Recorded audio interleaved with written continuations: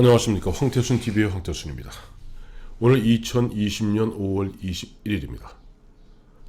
2018년 5월 21일 그날은 월요일이었습니다. 그날은 770km 해파란 길을 완주한 날이었습니다. 4월 29일 저쪽 부산 해맞이공원 569 해맞이공원을 출발한 지 23일 만에 드디어 5월 21일 770km를 갖다 완주하여 실제 걸은 거리는 690km를 걸었고 나머지 부득이 차량을 이동했던 거리 합쳐서 80km 해서 도합 770km를 완주하는 저에게는 굉장히 가슴 벅찬 날이었습니다. 새벽 5시 잠에서 깨어나자마자 반사적으로 테라스로 달려나갔다. 그날은 그 전날 금강산 콘도에서 잤죠. 잠시 후 장엄한 일출이 연출된다. 잠시 멍하니 동해바다의 일출을 바라보고만 있었다. 한광일 관장이 웃으면서 말한다. 황평론가는 덕을 많이 쌓았나 보. 벌써 2번씩이나 일출을 보니 말이오. 한 관장의 말로는 동해에 살면서도 이토록 깨끗한 일출을 보기가 그리 쉽지는 않다고 한다. 간단하게 세수를 하고 어제 저녁 먹다 남겨놓은 매운탕에 식은 밥을 말아서 아침 식사를 했다. 솔직히 매운탕 맛은 별로다. 재료는 싱싱하고 좋은데 한 관장의 손맛이 영 아니다. 다시 말해서 간을 잘 못 맞추었다는 것이다. 싱겁다. 매운탕은 조금 짭짤하고 얼큰해야 하는데 비린 맛이 가시질 않는다. 그래도 한 관장의 정성만은 만점이다. 6시가 되기도 전에 금강산 콘도를 나왔다. 어제 일정을 마무리했던 남천교 남단 쪽으로 가기 위해서다. 새벽 공기를 가리면서 차는 눈 깜빡할 사이에 남천교에 도착했다. 나는 한 관장에게 오늘 춘천에 가시는 일이 잘 되기를 바란다는 인사말과 함께 일단 이별을 했다. 오전 6시 반 남천교를 출발하여 북천철교까지 5km를 정말 빠른 속도로 행진했다. 6.25 전쟁 당시 북한군의 군수물자 주요 보급루트였던 이곳 북천철교를 연합군이 한포 사격으로 파괴한 역사의 현장이다. 2011년부터 걷기, 자전거 마니아를 위한 전용 교량으로 재탄생시켰다고 한다. 북천철교를 떠나 반함해변을 거쳐 어제 쥐체를 떴던 거진항에 도착했다. 거진항을 지나 걸어가던 중 박철원 전 장관의 전화가 왔다. 그동안 카톡으로 내 소식을 전했는데 오늘 직접 전화를 주셨다. 박철원 장관은 태순아 수고 많다 어딘가? 라고 묻는다. 나는 거진을 지나 오늘 마무리할 예정이라고 말씀드렸다. 박 장관은 내가 헬스클럽에서 운동을 마치고 평소 가까이 지내는 임 회장과 이야기를 나누던 중에 자네 이야기를 하게 됐다 라면서 임 회장이 나의 팬인데 많이 걱정하니 통화를 한번 하라며 바꿔준다.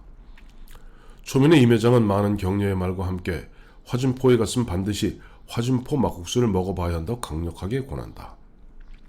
임 회장 본인도 오로지 막국수를 먹기 위해서 이따금 화진포에 온다는 말과 함께 10여 분을 전화하면서 큰 힐링을 받게 된다. 남천교에서 김일성 별장까지 17.5km는 거의 논스톱으로 걸었다. 역사책에서 간혹 보았던 화진포 김일성 별장, 그리고 그 아래쪽의 자유당 정부 시절 이기붕 부통령 별장을 둘러보았다. 김일성 별장은 바닷가 쪽 소나무숲 언덕에 자리 잡고 있다. 김일성 별장에서 바라보면 정북 방면 1km 지점에 금구도가 있다. 한 관장의 말로는 물론 추정이지만 김일성도 금구도가 광개토 대왕의 수중능이라고 믿고 나름대로 이곳에서 천하통일의 꿈을 키웠을 것이라고 한다. 김일성 별장을 나와 화진포를 끼고 조금 더 걸어가니 이승만 대통령 별장이 나온다.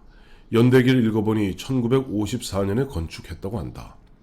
이승만 대통령 하야 이후 표로 철거되었던 것을 새로 지어 육군 관사로 사용했다는 것이다.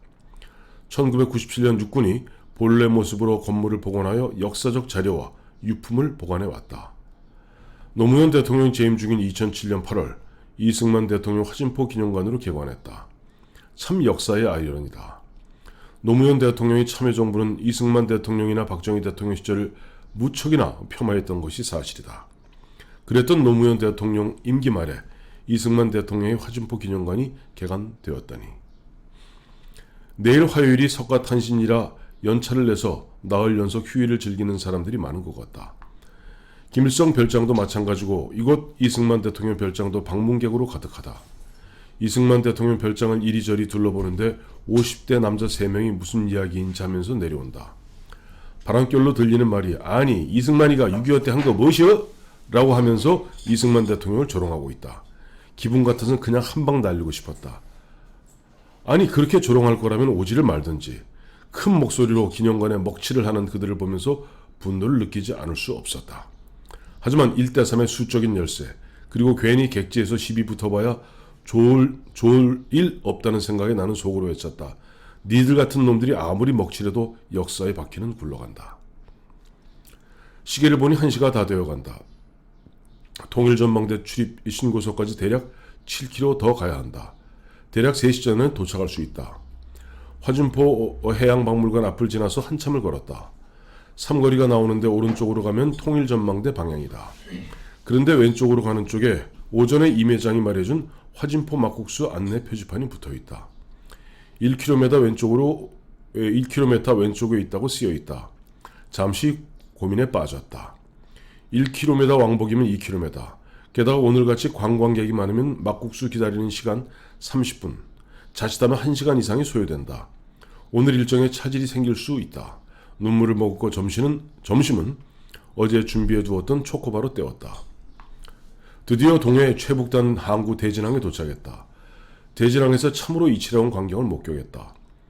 자동차 주차장인데 위에는 지붕을 덮어놓았다. 그런데 차량이 들어가는 곳마다 모두 태극기를 개항해 두었다. 가슴이 뭉클하다. 이곳은 적군과 대치하고 있는 흔히 말하는 접적지역이다. 아마도 그렇기 때문에 태극기에 대한 애착이 더욱 진한 것 같다. 마지막 힘을 내자. 이제 고지가 바로 저기다. 대진항을 나오니 저기 금강산 콘도가 보인다. 가슴이 울렁거린다. 빠른 걸음으로 금강산 콘도에 도착했다. 거기서 한경일 부장에게 전화를 했다.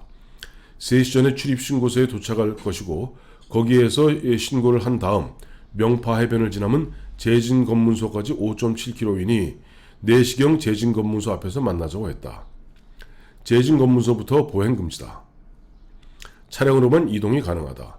나름 마지막까지 걸어서 제진검문소에서 한 부장과 만나기로 하고 출입신고소까지 콧노래를 부르면서 걸음을 재촉했다. 통일전망대 출입신고소에 도착하니 돗대기 시장이 따로 없다. 시끄러운 음악 소리에 기념품 파는 전시되며 북적이는 사람들, 머리가 혼란스러울 지경이다. 게다가 출입 신고를 받는 직원과 소통도 잘 되지 않는다.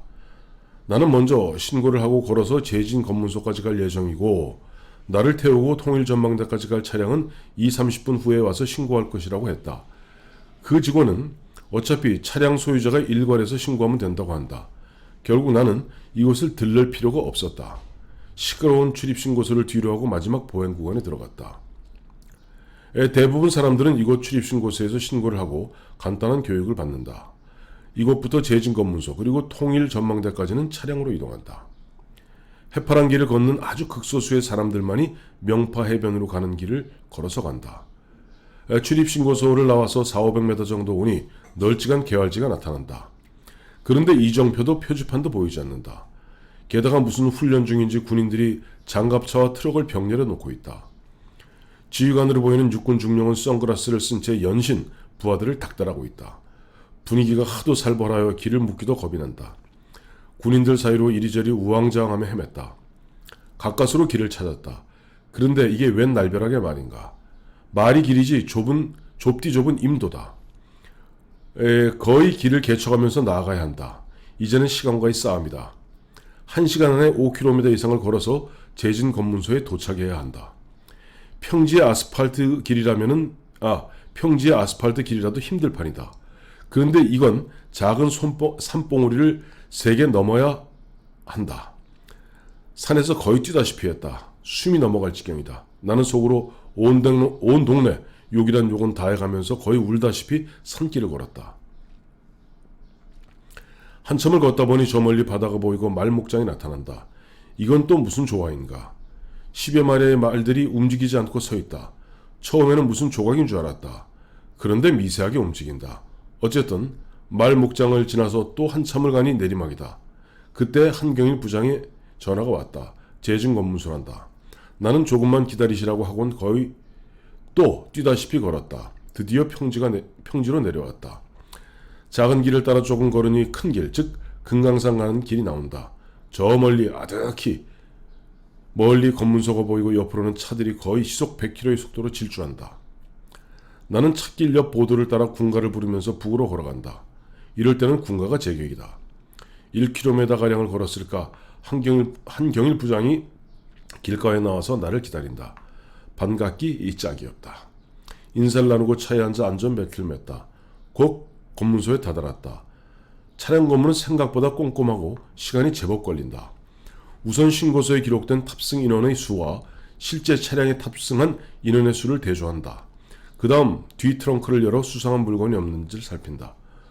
어린 병사들이지만 군기가 확실하게 서 있다. 나중에 나올 때도 똑같은 과정을 거친다.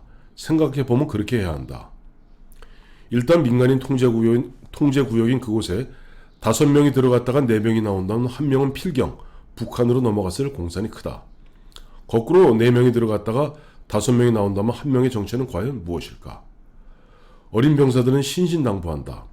절대 30km 이상으로 달리지 마시고 중간에 어떤 일이 있어도 정차하시면 안 됩니다. 4.27 남북정상회담이 있었고 조만간 6.12 싱가포르 미북 정상회담이 예정되어 있지만 이곳은 여전히 남북 대치의 팽팽한 긴장감이 감돌고 있다. 또 그래야 맞는 거 아닌가? 잠시 후 통일전망대에 도착했다. 사진 찍기 좋은 곳에서 바라보니 저 멀리 해금강이 보인다.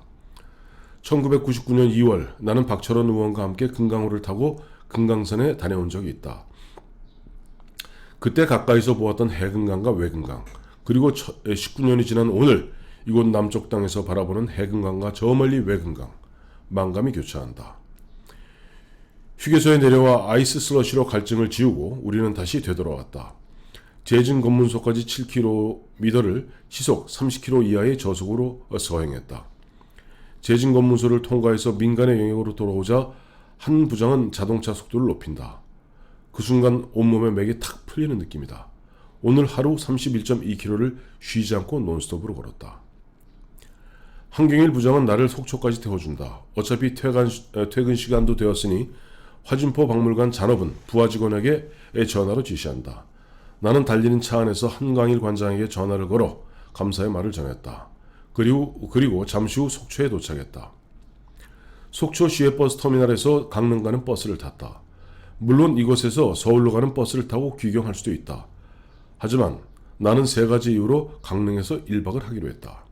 첫째, 너무 늦게 서울에 도착하는 것은 아닌 것 같았다. 둘째, 보다 현실적으로 너무 피곤했다. 조금 휴식 시간이 필요하다. 셋째, 최근 개통된 서울 강릉 간 KTX를 경험해 보고 싶어서다. 속초에서 강릉 가는 버스는 생각보다 많이 요동친다. 잠을 청하려 해도 잠이 잘 오지 않는다. 강릉시의 버스 터미널에 도착했다. 일단 걸어서 강릉역까지 가기로 했다. 하루 종일 걷고 강릉에서 추가로 2km 이상을 더 걸었다. 강릉역 근처에 오니 그동안 몇 번 와봤다고 고향에 온 듯 반갑다. 강릉역에서 내일 아침 서울 가는 표를 끊고 숙소를 정하러 나왔다.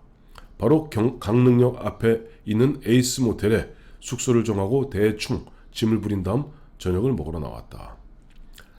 나의 당초 구상은 근처 식당에서 돼지갈비 2인분을 시켜 소주를 마시면서 나 혼자 자축 행사를 갖는 것이었다. 그런데 숙소에서 나오면서부터 몸에 힘이 쭉 빠지기 시작한다. 손가락 하나 움직이기도 귀찮다. 돼지갈비며 소주며 자축 행사며 다 귀찮다. 그냥 밥 한 숟가락 먹고 잠부터 자야겠다. 눈에 뜨이는 대로 소머리 국밥집에 들어가 먹는 둥 마는 둥 대충 먹고 숙소에 들어와 잠을 청했다. 그런데 몸만 피곤하지 영 잠이 오지 않는다. 불을 끈 채 침대에 누워서 뒤척이다가 어느덧 잠에 들었다. 그리고 그 23일에 일정에 어떻게 보면 결론이라 할 수 있겠죠. 1965년 여름이었다. 나는 초등학교 1학년이었는데 어느 날 어머니와 손을 잡고 서울 시내 어디론가 갔다. 수많은 사람들이 거리에 나와 도열하고 있었다. 잠시 후 어느 할아버지의 사진을 앞세운 차가 지나가자 거리의 사람들은 통곡을 하기 시작했다. 물론 내 어머니도 통곡을 했고 나는 뭐가 뭔지도 모르는 상태에서 함께 울음을 터뜨렸다. 나중에 알고 보니 바로 대한민국 초대 대통령인 이승만 대통령의 국민장 행렬이 지나가는 바로 그 현장이었다. 불과 몇 년 전 국민들이 자신의 손으로 축출했던 늙은 노 대통령의 마지막 모습을 눈물로써 고별 인사하는 것이었다. 1979년 11월이었다. 11.6 사건으로 박정희 대통령이 서거했다. 대학가에서는 박정희 대통령의 죽음을 조롱하고 희화하는 일들이 다반사였다.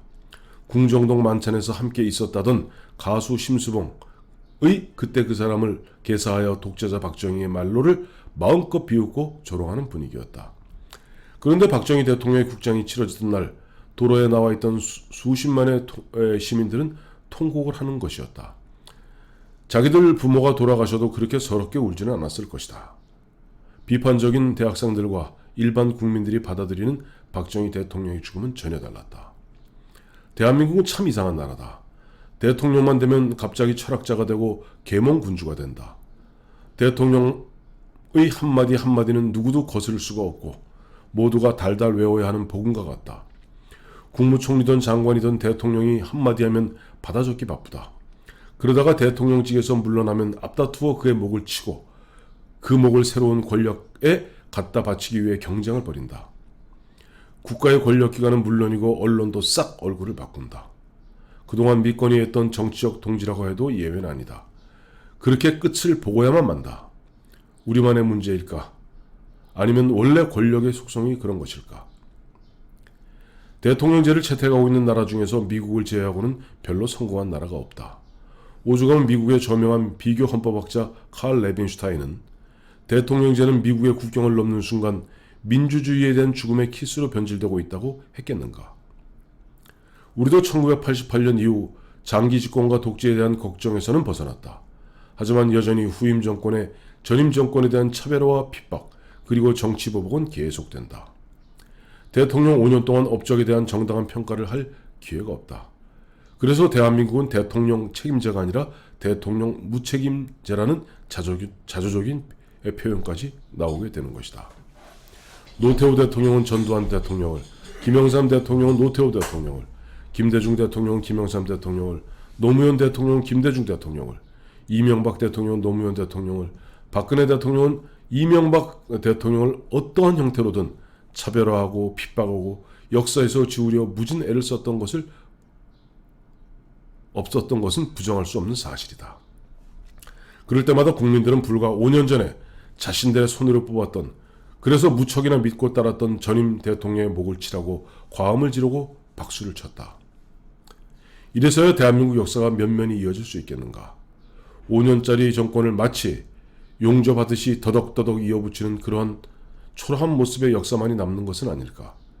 19세기 프랑스의 정치학자 또꾸빌은 국민들은 자신들 수준에 맞는 정부를 갖는다고 설파한 바 있다. 박근혜 대통령의 비극적 최후를 보면서 많은 사람들은 이제 이건 사람의 문제가 아니다. 제도의 문제다. 라면서 권력 구조를 바꾸는 문제를 심각하게 생각하게 되었다. 그런데 대선이 끝나고 나니 또 모두가 지난 2년 전의 혼란과 혼돈을 다 잊어버렸다. 역사의 교훈을 잊으면 또다시 역사로부터 징벌을 받게 된다. 나는 이게 두렵다. 이렇게 저는 2018년 5월 21일 월요일 그날 저녁 강릉에서 쐈습니다마는 처음 부산에서 1박을 하고 그 다음날 김영광 실장과 함께 5.6도 해맞이공원을 출발한 지 23일 만에 고성에 있는 통일전망대까지 770km 완주했습니다. 그동안 지겨운 어떻게 보면 좀 한가한 이야기 들어주셔서 너무 감사합니다.